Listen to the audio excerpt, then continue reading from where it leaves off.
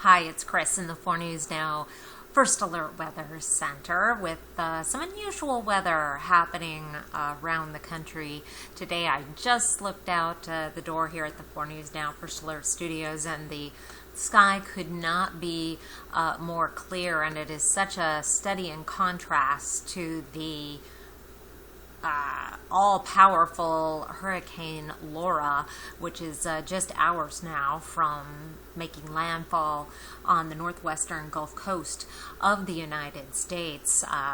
Here's a look at the satellite and radar for Laura. It is continuing to intensify as it approaches, set to make landfall there between Houston and New Orleans, right on the Louisiana-Texas border, near Beaumont, Texas, Lake Charles, Louisiana. And as a strong Category 4 storm, the latest as of 5 o'clock Pacific Daylight Time, Laura was a strong Category 4, 150 mile per hour sustained winds. Now, 155 becomes a Category 5 storm, so very close to a Category 5 storm. And just to put that into perspective, Hurricane Katrina was a Category 3 storm. So storm surge is expected to be one of the most deadly and dangerous aspects of this storm, with the National Hurricane Center saying that it was an unsurvivable storm surge and to be felt 30 miles inland. So it is quite a force, Hurricane Laura. And if you watch us tonight on 4 News Now Nightside at 11 o'clock, that's about the time Laura will be making landfall. Let's jump ahead to our weather, because I know that's what you were here for, but it's hard to talk about our blue skies and sunshine without just taking a moment to wish the people in the Gulf Coast well. I know the theory of nature's balance has been disproven, but it sure seems to be the case that when all heck is breaking loose somewhere, we don't even have a cloud in the sky.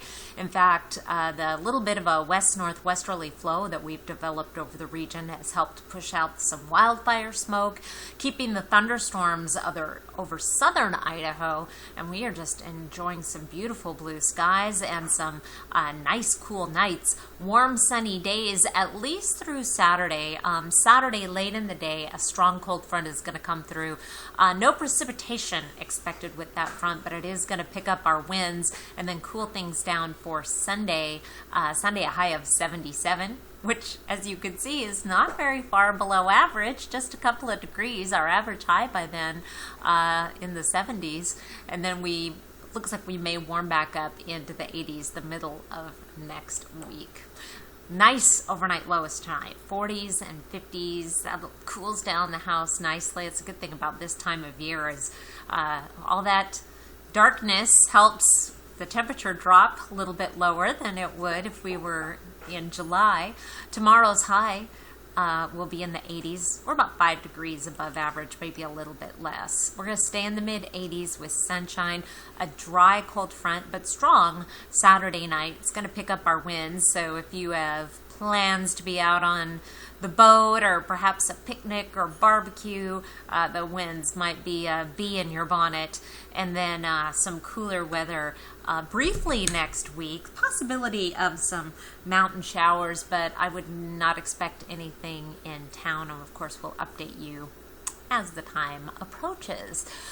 So again, we will be reporting on Laura tonight on 4 News Now Nightside at 11 o'clock, and about that time it will be making landfall.